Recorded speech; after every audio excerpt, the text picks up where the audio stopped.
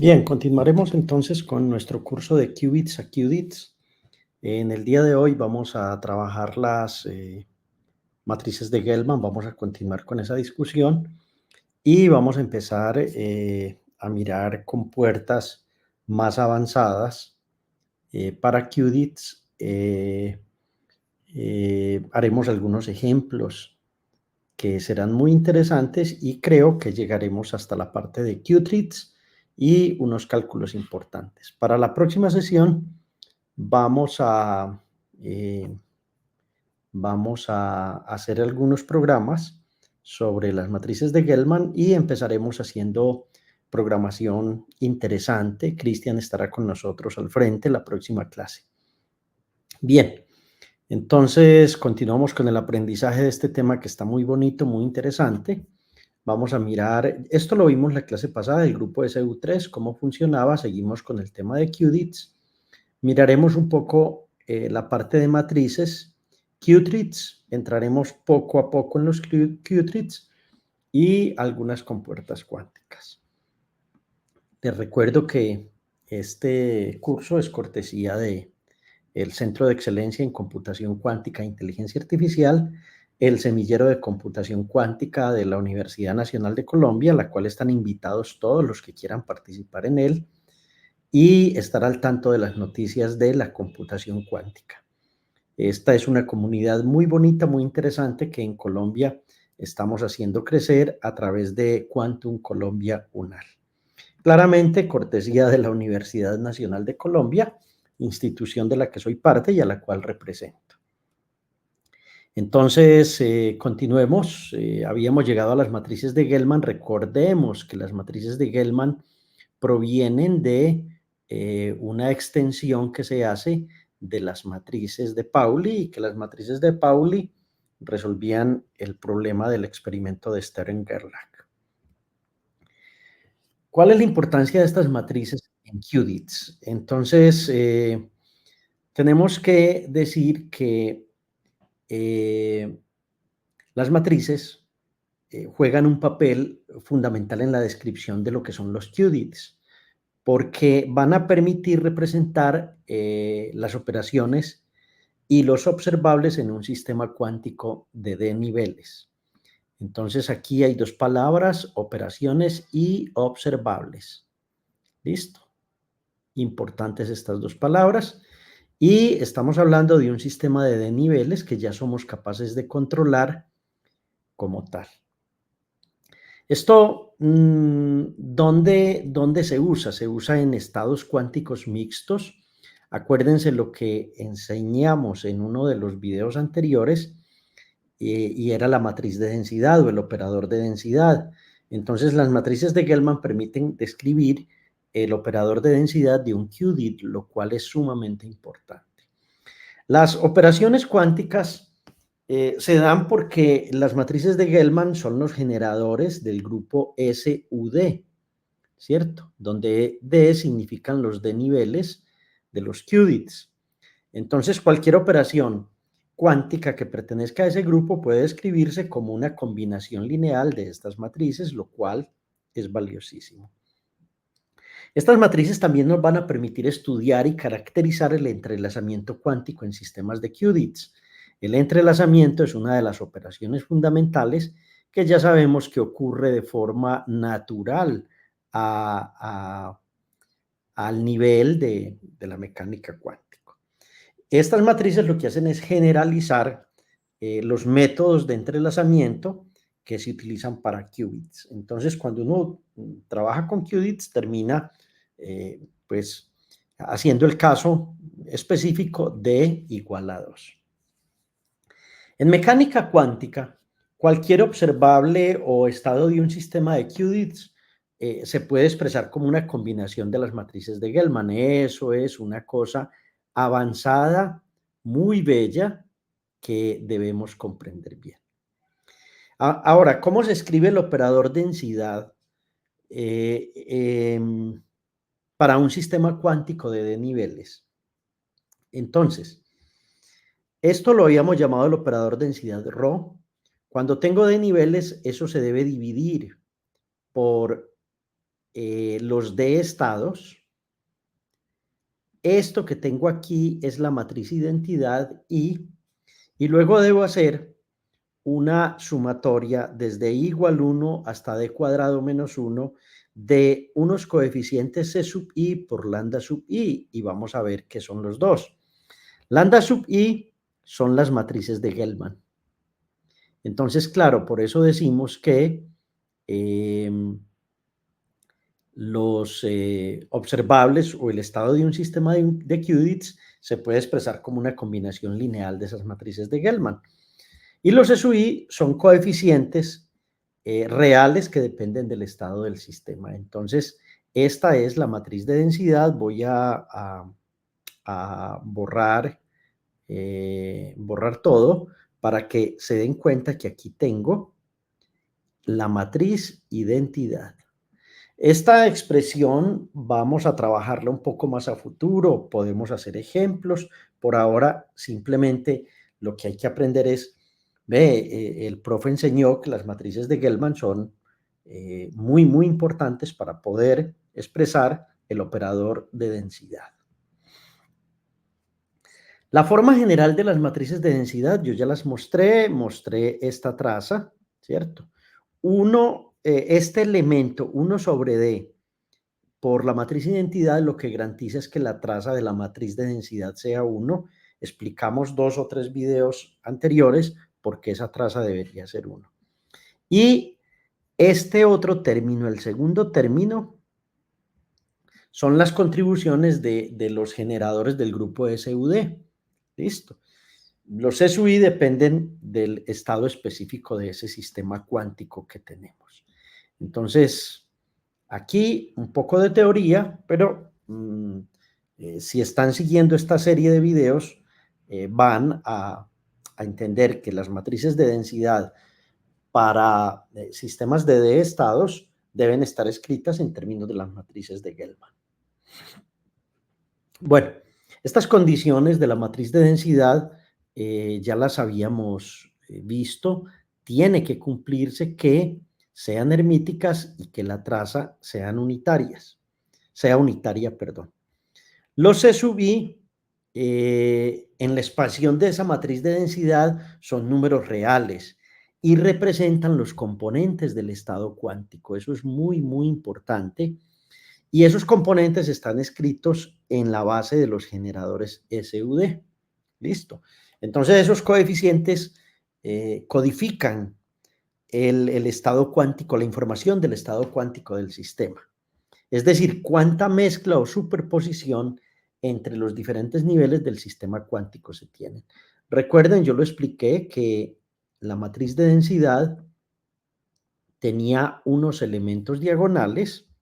Voy a cambiar esto por un color verde.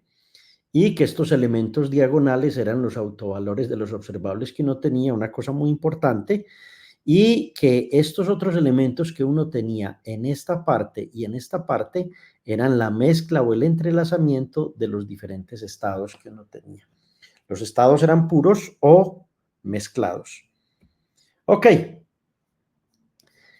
Hagamos un resumen de ese proceso. Primero, hay una descomposición en una base de operadores hermíticos. La matriz identidad asegura que la traza sea 1 y los coeficientes dan la información sobre el estado cuántico y son números reales. ¿Ok?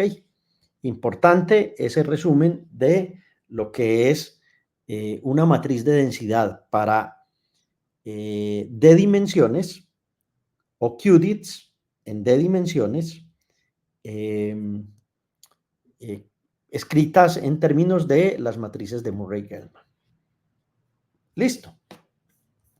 Con eso termino esa parte que pues me había quedado como al inicio, y es las matrices de Murray-Gell-Mann o de Gell-Mann son una generalización de las matrices de Pauli, y entonces las de Pauli me sirven en qubits, las de Murray-Gell-Mann me sirven en qubits.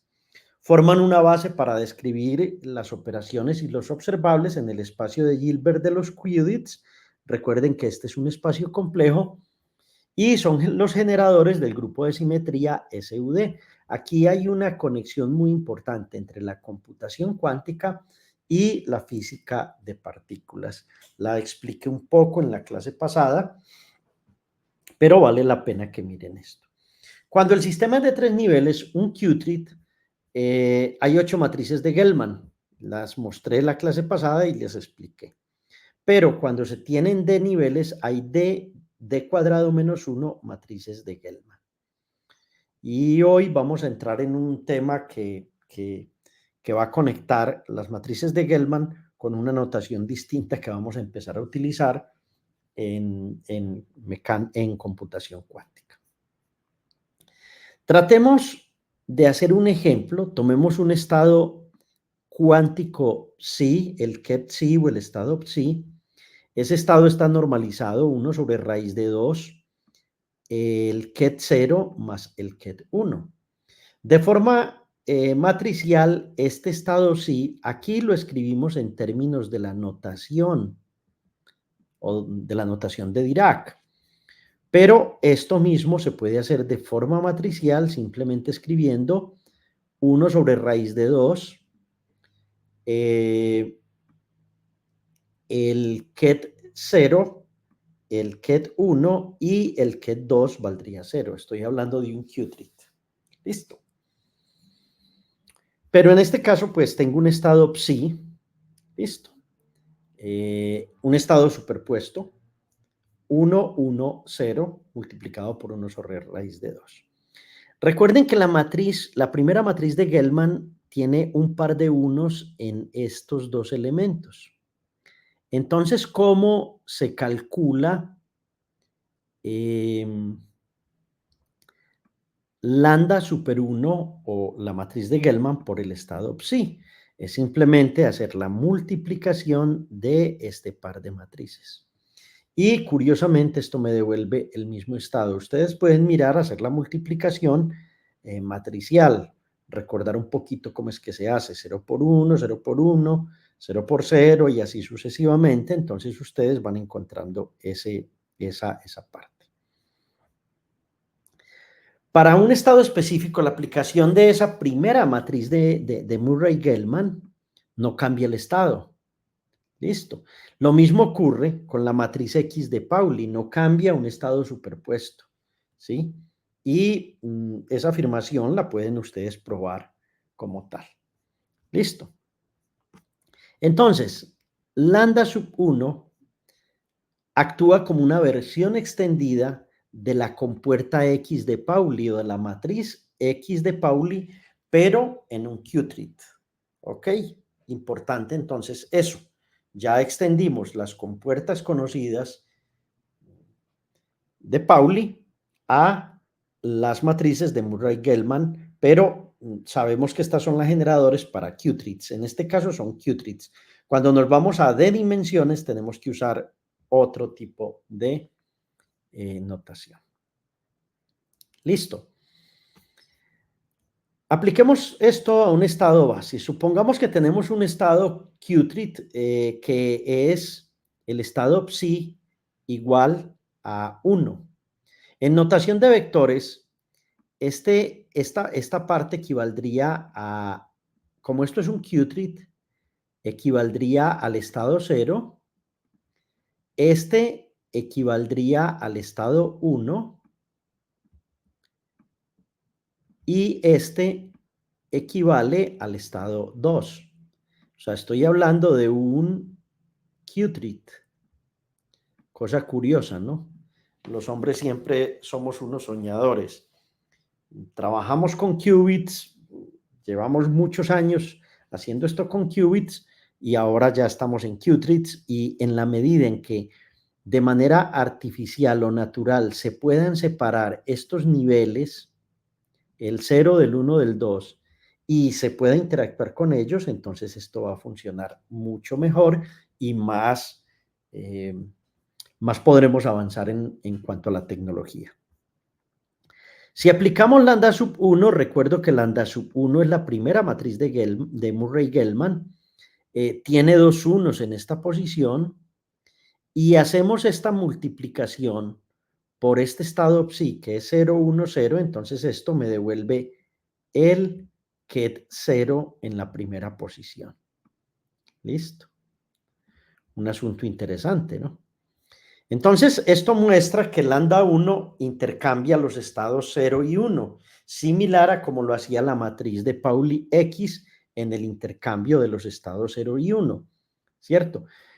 ¿Por qué aquí puedo sacar esa conclusión? Porque de entrada tenía el estado 1, de salida obtuve el estado 0. ¿Por qué en la anterior no puedo sacar la misma conclusión? Recuerden este ejemplo, ¿cierto? En este ejemplo teníamos que este estado estaba superpuesto y me estaba dando ese mismo estado superpuesto. Una cosa curiosa, ustedes la pueden mirar más a profundidad. Ahora, esos eran un par de ejemplos, luego profundizaré mucho y haré más ejemplos y haremos más programas y miraremos esto. Hay una compuerta que es la compuerta de Hadamard, que me permite que de un estado base 0, 1 pasemos a un estado superpuesto más menos. Hadamard es el nombre o el apellido de un matemático francés muy importante. He contado la historia varias veces. Existe el premio Hadamard en matemáticas en Francia. Entonces ahora miremos en qubits cómo era la compuerta de Hadamard y vamos a ver cómo es en qubits. Entonces, ¿qué hace la compuerta de Hadamard?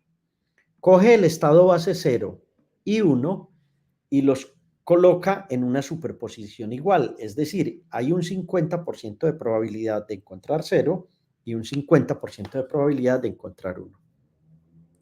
La matriz de Hadamard se escribe en estos términos: 1 sobre raíz de 2, 1, 1, 1 menos 1. Recuerden que estas compuertas siempre son unitarias, que las operaciones deben ser reversibles, que deben ser hermíticas, etcétera, etcétera. En el primer curso de esta serie de computación cuántica mostramos por qué eso debe ser de esa manera.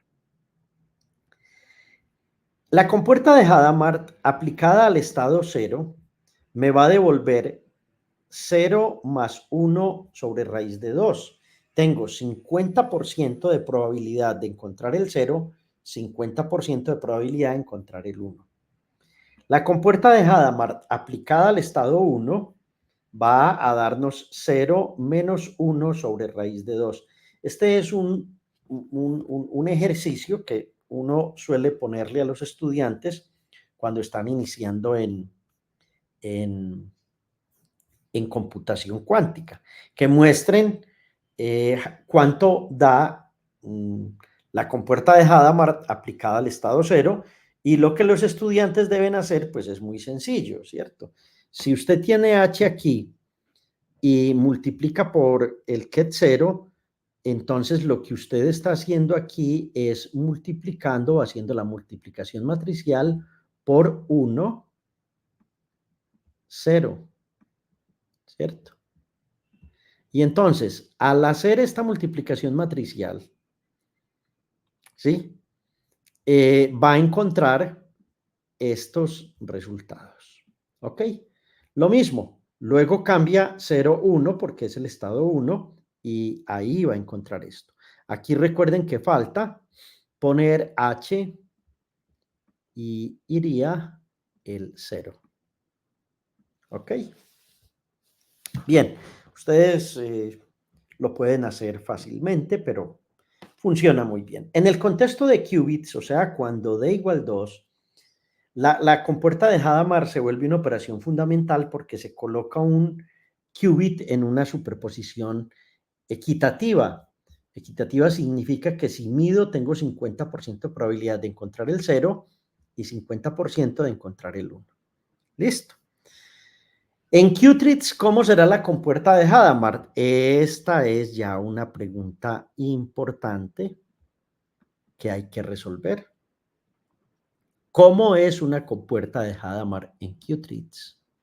Y ya entramos en un tema muy bonito, y entonces digamos que hay muchas formas de definir una compuerta análoga a la de Hadamard. Listo. Una opción que uno tiene es aplicar una versión de Hadamard que opere en un espacio bidimensional, similar a como se hace en qubits.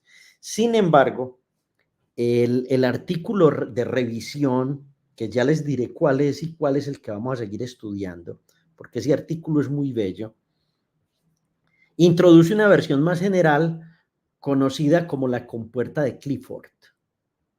Entonces, digamos lo siguiente, cuando paso de qubits a qubits, Hadamard se convierte en la compuerta TH o compuerta de Clifford.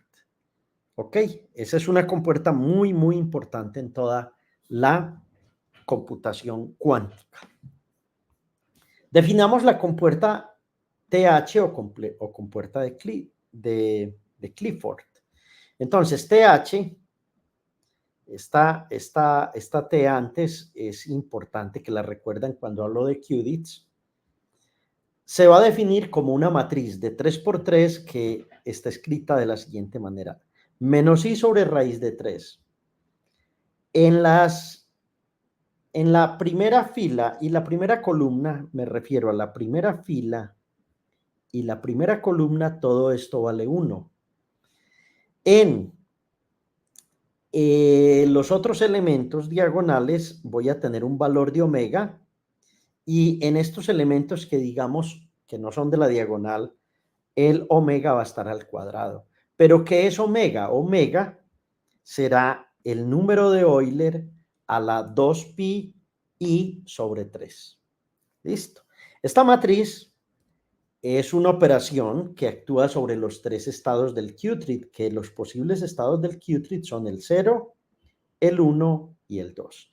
Y lo que hace la matriz es poner el qubit en una superposición de estados donde uno tiene 33% de probabilidad de encontrar el 0, 33% de 0.3% de probabilidad de encontrar 1 y así sucesivamente. Esta es una forma. Vamos a ver que hay otras formas de hacer un poco de matemáticas con esto. Vamos a tomar un qubit que que está en el estado base 0. ¿Listo? Entonces, el estado base 0 va a significar que hay un 1 aquí, dando a entender que este es el ket 0. Hay un 0 dando a entender que este es el ket 1 para el qubit. Y hay un 0 dando a entender que este es el qubit 2.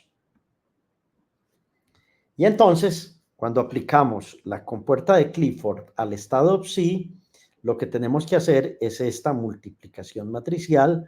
Yo no la voy a hacer paso a paso, ya vamos a empezar a programar cómo es que se hace esto, pero lo que vamos a obtener es menos i sobre raíz de 3, el estado 1, el estado 1 y el estado 1.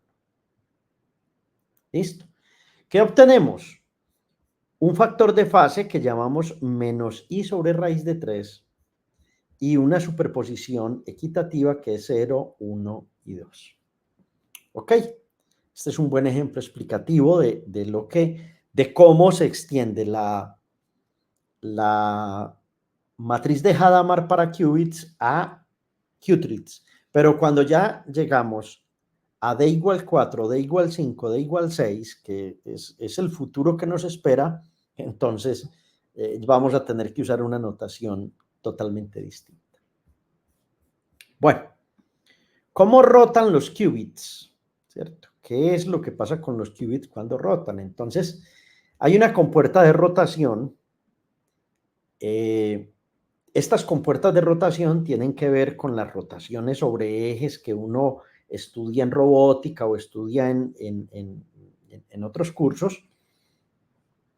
Pero podemos decir que la matriz de rotación, cuando lo hago sobre el eje X, va a estar dada por coseno de teta medios menos i seno de teta medios menos i seno de teta medios coseno de teta medios. R de y va a cambiar el menos i, en lugar de tenerlo aquí, mejor dicho, elimina estos dos menos i y aquí pone un signo menos. Y R de z se puede escribir con base en el número de Euler de esta manera. Veamos gráficamente qué es lo que está ocurriendo. ¿cierto? Empiezo con un qubit en el estado 0 y empiezo a hacer una rotación, una rotación, una rotación, una rotación, ¿cierto? Sobre este eje X. Observe que esto hay que mirarlo como en un plano. O sea, esto todo, lo azul, lo azul, lo azul, está en un plano. ¿Ok? Cuando roto sobre el eje Y, entonces Y está aquí y lo que estoy haciendo es cambiar 0 en esta dirección. Sobre el eje Y. Sobre el eje Y. Listo. Entonces hago toda esta rotación sobre el eje Y. Cuando lo hago sobre el eje Z, entonces aquí está el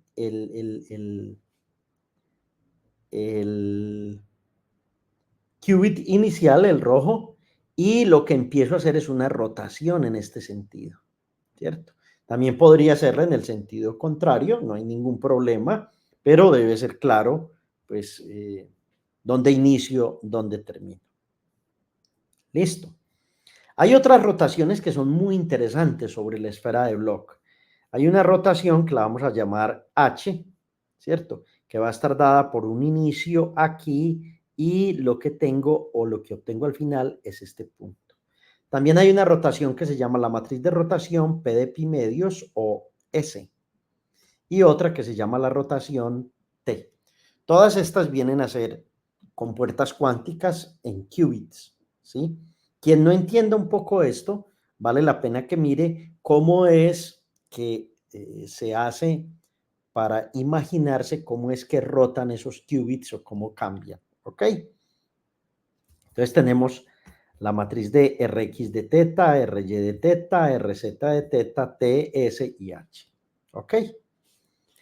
¿Cómo rotan los qubits? ¿Cierto? Queremos saber cómo rotan los qubits.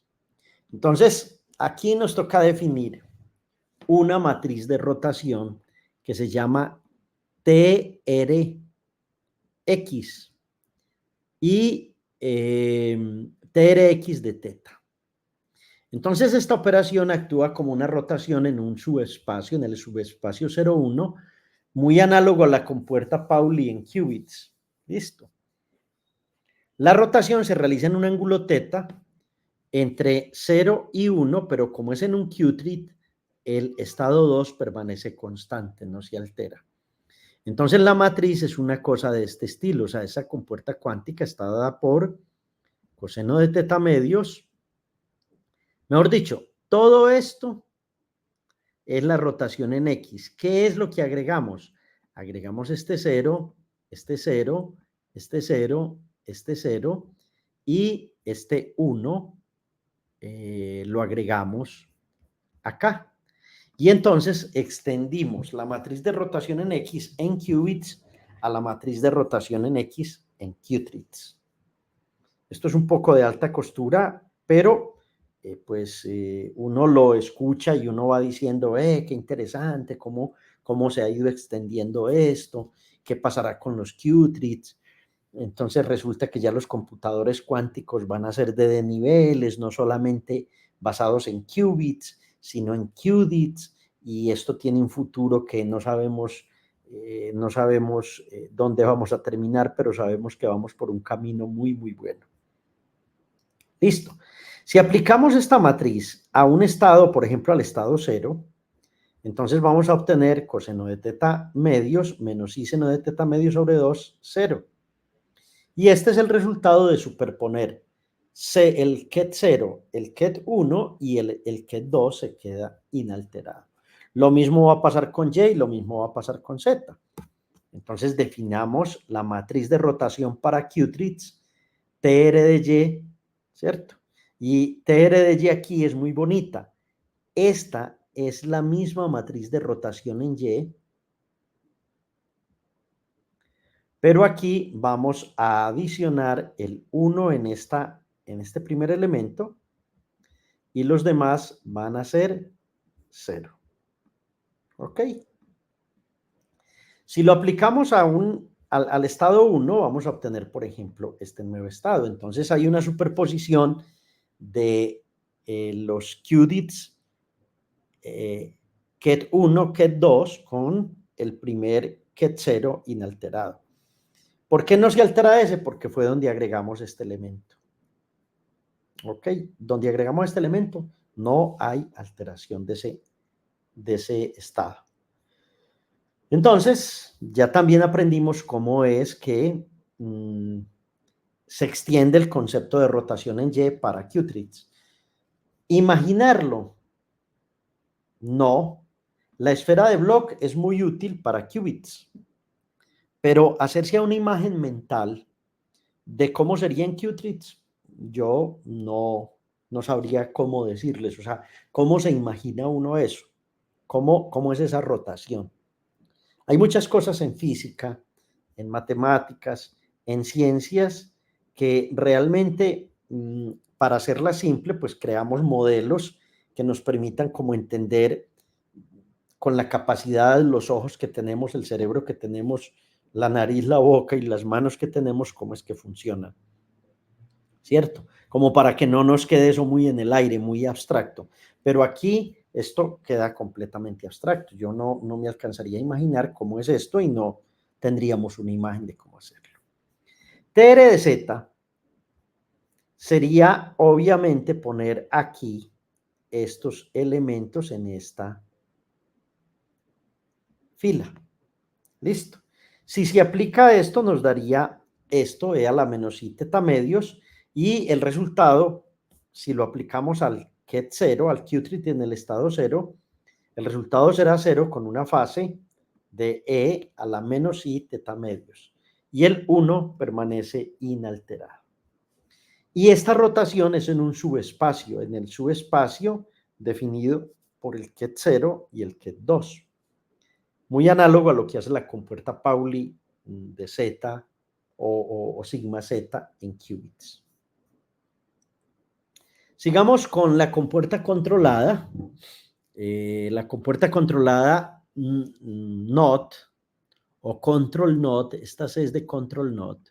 Siempre en computación es muy interesante hacer eso. Entonces, en español de España se dice flipar. Flipar, ¿cierto? Es una palabra muy normal en España. Flipar, ¿cierto? Y esto lo que significa es que se cambia el estado del qubit de objetivo si el qubit de control está en el estado 1. Listo. Entonces, cuando se extiende a qubits, esta nueva compuerta u operación unitaria estará dada por esta matriz cuyos unos están en los primeros dos elementos diagonal y en estos dos elementos. Entonces, ¿qué se hace? ¿Cuál es el control NOT de 0, 0? ¿Cierto? Si el qubit de control está en 1, entonces cambia el estado. Aquí no está en 1, entonces no cambia el estado. El qubit de control aquí sería el segundo. ¿Ok? Este segundo. Aquí tampoco, ¿cierto? Pero aquí, qué nota. Este en 1, entonces cambio el segundo a 1. Aquí hice mal la explicación, es decir, es el primero, no el segundo. Ahí me equivoqué en la explicación que acabo de dar, listo. Es este. Entonces, cuando este esté en 1, me refiero al qubit de control. Cuando este esté en 1, me refiero al qubit de control. ¿Ok? Y esto lo que nos permite es ir haciendo computación de muy alto nivel porque ya empezamos a hacer compuertas cuánticas muy interesantes. Bien, esto ya lo vi, estas matrices ya las vi, pero hay otra forma de escribir esto. O sea, a los físicos y a los matemáticos nos gusta escribir las cosas de maneras distintas. Rx de teta, que ya les mostré que es esta matriz, se puede escribir como E a la menos I teta medio sigma X o la compuerta X. Esto se puede escribir como el número de Euler, o sea, E a la menos I teta medio sigma Y, y esto se puede escribir como E a la menos i, teta medios, sigma z. Esta notación que tengo acá es otra notación que suele encontrarse en muchos artículos científicos sobre las matrices de rotación. Y se puede comprobar, es un ejercicio matemático interesante. Uno dice, pero profe, ¿por qué tengo que aprender a programar en Python o en otro lenguaje para poder hacer todo esto? Pues porque resulta muy, muy tétrico hacer esto como lo hacemos a mano, que pues a lápiz y papel es muy demorado, nos tomamos mucho tiempo, pero si usamos la computación clásica para hacer esto, vamos a encontrar que es muy rápido hacer esos cálculos. Ok. ¿Cuál es el artículo que me permite a mí entender lo que son los qubits? Y que es el artículo así top level, el más importante, el que ha juntado todo el conocimiento de qubits y que lo referencian los científicos que están entrando a trabajar en este mundo. Entonces hay un review o un artículo de Yusheng Wang, Siwan Hu, Barry Sanders y Sabr Kais, que se llama qubits y computación cuántica en altas dimensiones. Ese artículo ha sido como el review, el estado del arte, aunque es de noviembre de 2020, ya se ha avanzado, pero casi que de ahora en adelante, yo les diría, ¿quiere seguir este curso? Bájese este artículo. Ustedes lo pueden encontrar en el repositorio de Archive con el número 2008.00959. En el GitHub del semillero de computación cuántica y del centro de excelencia van a encontrar no el artículo, sino esta presentación que les estoy haciendo y bájense, por favor, bájense este artículo. De ahora en adelante, su profesor va a seguir la notación que tiene este artículo.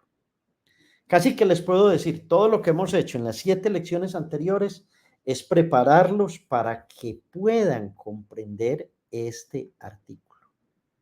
Y a eso llega uno en la ciencia.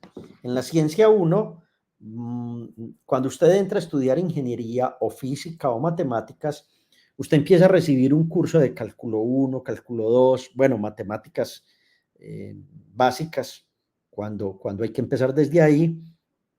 Usted ve matemáticas básicas, luego ve geometría vectorial, luego ve álgebra lineal, luego ve cálculo diferencial, luego cálculo integral, cálculo en varias variables, matemáticas especiales y ve métodos matemáticos para físicos que son muy interesantes. ¿Y eso qué es lo que está haciendo en usted que está empezando un pregrado? Lo está formando para que usted entienda muy bien cuál es el lenguaje que se utiliza en la ciencia, que es el lenguaje de las matemáticas, de los campos vectoriales, de los vectores, el lenguaje de distintos métodos matemáticos como las funciones de Green, el teorema de Stirling-Liouville. Todas esas cosas lo que lo preparan a usted es para que usted entienda un edificio fundamental que se llama la ciencia. Física, astronomía, química, la que sea, ¿cierto? Entonces, ¿qué es lo que uno debería entender en el mundo moderno? Todas esas bases para poder entender estos temas. ¿Y qué es lo que uno debería hacer? Como ya las calculadoras, digamos que pasaron de moda, entonces yo tengo que juntar todo esto y aprender a programar muy bien. Cuando junto este par de herramientas que se llaman matemáticas básicas y obviamente físicas básicas, ya estoy en capacidad de entender cómo es que se llegó a la primera revolución cuántica, la ciencia hasta esa época. Un buen ingeniero debería entender muy bien eso porque luego ese ingeniero es capaz de hacer muchas cosas en el mundo. ¿Sí? Entre más física y más matemática comprenda usted como ingeniero Y ni qué decir de un científico, mucho mejor va a estar y más cómodo se va a sentir. Pero, ¿para qué se va a sentir cómodo? Para poder entender cosas como estas. Ah, ¿cómo es que se codifica la información en un computador cuántico? ¿Qué es computación cuántica en alta dimensión? ¿Qué es lo que está pasando? ¿Qué es la inteligencia artificial? ¿Cómo es que funcionan las IA generativas? ¿Cierto? ¿Cómo es el aprendizaje profundo? ¿Cierto? ¿De qué manera se hace esto? Es la única manera de entenderlo, estudiando bastante para poder llegar a esto. Entonces, piensen que lo que yo hice a lo largo o lo que hicimos a lo largo de los 7 videos anteriores fue prepararnos para de verdad comprender este artículo. Si comprendemos este artículo, vamos a tener un nivel en computación cuántica muy bueno, al menos un nivel teórico, y cuando vamos a trabajar en un laboratorio sabremos de qué estamos hablando como tal. ¿Listo? Entonces, recomendación número 1, el profesor de ahora en adelante va a utilizar este artículo y lo va a estudiar con nosotros. Vamos a comprender muy bien esto, ¿sí? En este canal hay una serie de videos sobre computación cuántica básica, eh, inteligencia artificial básica y así sucesivamente para ir subiendo cada día el nivel y que pues entendamos muy bien todo esto que estamos haciendo. Entonces voy a empezar con ese artículo y ustedes me dirán, profe, pero es que está volviendo a hacer lo que empezamos a ver. No, no, no, no. No lo estoy volviendo a hacer. Estoy estudiando ese artículo diciendo que un qubit tiene 2 estados, que un qubit tiene d a la menos 1 estado porque tenemos que restar este, ¿cierto? Por eso da d a la menos 1. Que un qubit vive en un espacio de Hilbert que se puede expresar como una combinación lineal de coeficientes y estados y que las amplitudes complejas me deben dar esto por la regla de Bohr. ¿Ok? Un repaso de mecánica cuántica facilito y de computación cuántica facilito.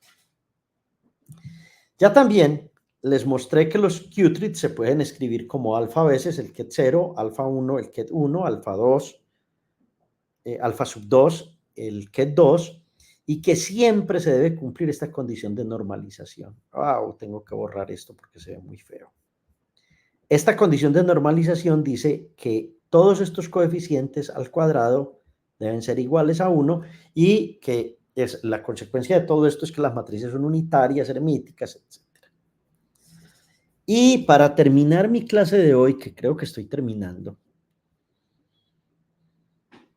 vamos a decir una cosa. Ya vimos que las matrices de Pauli se pueden generalizar a qubits utilizando las matrices de Murray-Gell-Mann. ¿Sí? Eso ha sido el tema de 2 clases. Pero ahora vamos a escribir esto en la notación del paper. Esa notación es la siguiente. Cuando aplico la puerta de Pauli X generalizada, le voy a poner un D aquí. Y cuando se aplica un estado Y, eso me va a dar el ket. Miren que ya en el ket tengo varias cosas. Y voy a hacer hincapié en esto, porque ya empezamos con una cosa diferente. Esto es el ket, notación de Dirac. Pero aquí esto me va a dar I más 1 por algo que se llama el módulo D. Y esto se llama aritmética modular.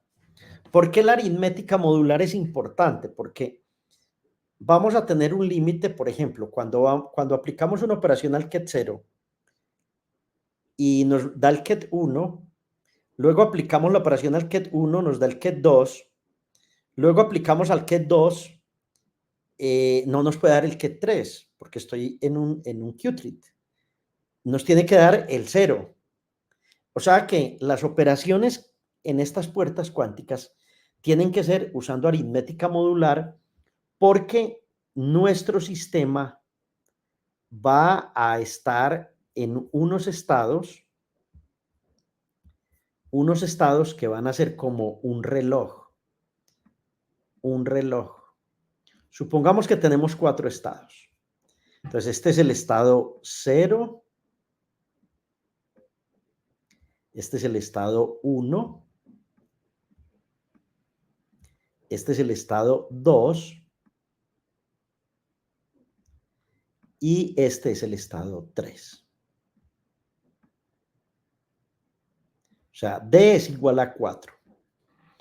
Entonces, ¿qué va a pasar? Supongan la operación más simple, que aplico una compuerta aquí, supongamos X sub D al estado 0. Entonces, esa compuerta me va a dar el estado 1. Luego aplico X sub D a 1, me va a dar el estado 2. Luego aplico X sub D a 2, me va a dar el estado 3. Y luego aplico X sub D a 3, ¿y qué me va a dar? No me puede dar el estado 4, porque experimentalmente solo tengo 4 estados. Entonces tiene que darme el estado 0. Y esto funciona como las manecillas del reloj. ¿Por qué para nosotros son tan útiles los relojes? Porque nuestro amigo el Sol lleva 4.000 millones de años en el ciclo de 24 horas, día-noche, ¿cierto? Entonces nosotros tenemos una aritmética modular también en 24 horas. Nosotros vamos la hora 0, la hora 1, la 2, la 3, la 4, la 5, la 6, la 7, la 8, la 9, 10, 11, 12, 13, la hora 14, observen que es el 2 p.m., la hora 15 es la 3 p.m., hora 16, 4 p.m., y llegamos a la hora 23. Pero ya no puedo, de la 23 salto a la 24, pero no puedo tener hora 25. No, no tengo hora 25, tengo que regresar a la hora 0, ¿cierto? O al inicio de eso, ¿cierto? A las 0 horas que llamamos y volver a empezar otra vez. Entonces eso se llama aritmética modular. La forma como los matemáticos saben expresar este tipo de situaciones es utilizando este tipo de aritmética. Mod D. Listo. Por ejemplo, la puerta de Pauli generalizada se tiene que escribir en aritmética modular. La puerta Z generalizada, Z sub D aplicada a un estado I, me va a dar omega super I por el estado I. Y omega super I va a ser E a la 2 pi I sobre D, ¿sí? Que es una raíz de la unidad. Entonces, la aritmética modular no la vamos a utilizar en la puerta de Pauli Z generalizada. Bueno, yo creo que me faltan, bueno, me quedaron faltando ciertas cosas de aritmética modular. Creo que me pasé, esto lo pasé. Les doy las gracias, pero en la próxima transmisión les voy a enseñar un poco de aritmética modular. Déjenme simplemente terminar con algo. Los qubits han sido implementados usando iones atrapados, usando fotones y usando átomos y moléculas, aprovechando los múltiples niveles de energía y ya son una realidad experimental. Listo. Continuaremos entonces, me voy a devolver, continuaremos estudiando este artículo que es una maravilla de artículo en QDITS, pero que si uno lo estudia solito es a veces tan difícil de entender. No sé si les pasa a ustedes, a veces cuando uno tiene un buen maestro, eso funciona de maravilla y uno lo comprende muy bien. Bueno, eso es todo por hoy, Cristian. Creo que no me quería extender tanto, terminé extendiéndome 5 minutos más. No sé si hay preguntas. Hola, profe. No, tenemos algunas preguntas. La primera, bueno, no podré mostrarla en pantalla porque es algo extensa, pero te la leo. ¿Existe algún equivalente a la esfera de Bloch para representar esos Q-treats? Sé que dibujarla no sería muy viable, pues necesitaríamos más dimensiones, pero en el sentido de tener una nueva parametrización equivalente, con la finalidad de hablar de los Q-treats en otros términos. Por ejemplo, ángulos. Serían necesarios 3 ángulos y definir las rotaciones en más ejes. ¿Se abandona esta idea de parametrización de los Q-treats? ¿Funcionaría? No sé, yo realmente no he encontrado, incluso la esfera de Bloch es como, la esfera de Bloch ayudó demasiado a entender la computación cuántica basada en qubits, porque la esfera de Bloch era como una imagen muy bonita de cómo es que se hace procesamiento de señales en esa esfera, cómo se cambia de un estado a otro, etcétera, etcétera. Entonces, esa imagen funciona muy bien y es lo primero que uno ve en un curso de computación cuántica. Pero yo no he visto hasta ahora a nadie que se haya atrevido a mostrar esa parte. Ahora, esa parametrización con ángulos no creo que funcione muy bien. Hay que recordar que esto debe cumplir eh, la regla de Max Born, que aparte de eso, las matrices deben ser unitarias, que aparte de eso, hermíticas, etcétera, por el problema de los observables, las cantidades que vamos a medir en el laboratorio deben ser reales. Entonces, no sé si eso sería posible. De verdad que muy interesante la pregunta, muy bueno el aporte, pero sería un buen tema de investigación. ¿Sí? Yo no me atrevería a decir si es o no, pues es más un tema de investigación y no creo pues que hacerlo conduzca a algo malo, ¿no? Al contrario, debe ser muy interesante mirar si hay otras formas de representarlo. Matemáticamente deben existir otras formas y yo sé que a mediano, largo plazo van a encontrar otras. Vamos a hacer distinto esto. Recuerden que esto partió del álgebra de Boole. Todos los computadores que conocemos ahora, todos trabajan con las reglas del álgebra de Boole y que ahora pasamos a qubits, se nos ocurrió la esfera de Bloch y las ecuaciones de Bloch y ahora estamos en qubits y es un mundo totalmente nuevo que está por explorar. Gracias, profe. Tenemos otro comentario. La matriz TH, supongo Toffoli y Hadamard, es una compuerta muy similar a la usada para calcular la Quantum Fourier Transform. Me parece que solo cambia el valor del escalar que multiplica la matriz, que está en términos de omega.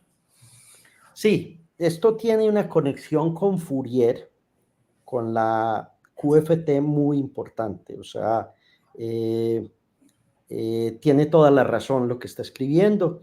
Incluso si lo miramos de una manera más simple, una compuerta de Hadamard es pasarnos de una base computacional Ket 0, Ket 1 a una base de Fourier, que se llama Hadamard, la base más menos.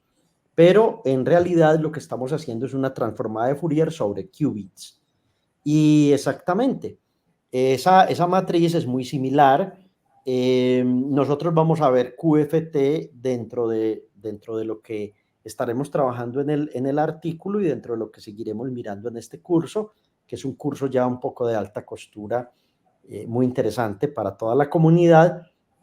Y vamos a ver en qué se parece lo uno con lo otro, pero iremos entendiendo un poco de eso. Sí, esa conexión existe y, y hay que desarrollar mucho más eso en ese espacio de QFT. Y ese espacio de QFT es muy importante porque el algoritmo de Peter Shor necesita de la QFT y de la QFT inversa y es uno de los algoritmos más prometedores de la computación cuántica. Así que, claro, con qubits eso se tiene que generalizar y vamos a ver cómo funciona eso. Pero si me dijeran, ¿cómo funcionaría el algoritmo de Shor, por ejemplo, que usa la QFT en el mundo de qubits? No sabemos todavía. Exacto, profe. Muchas gracias. No tenemos más preguntas. Yo creo que podemos dejar hasta acá por hoy. Eh, Creo que nos dejas con una abrebocas muy grande con el tema de módulos porque es un gran campo de aplicación que tiene, por ejemplo, a la criptografía. Ujú. Y pues bueno, es un gran campo. Bueno, nos vemos entonces en 8 días, misma hora, mismo canal para la sección práctica de programación de los qubits. Chao, chao. Muchos éxitos. Gracias, Cristian.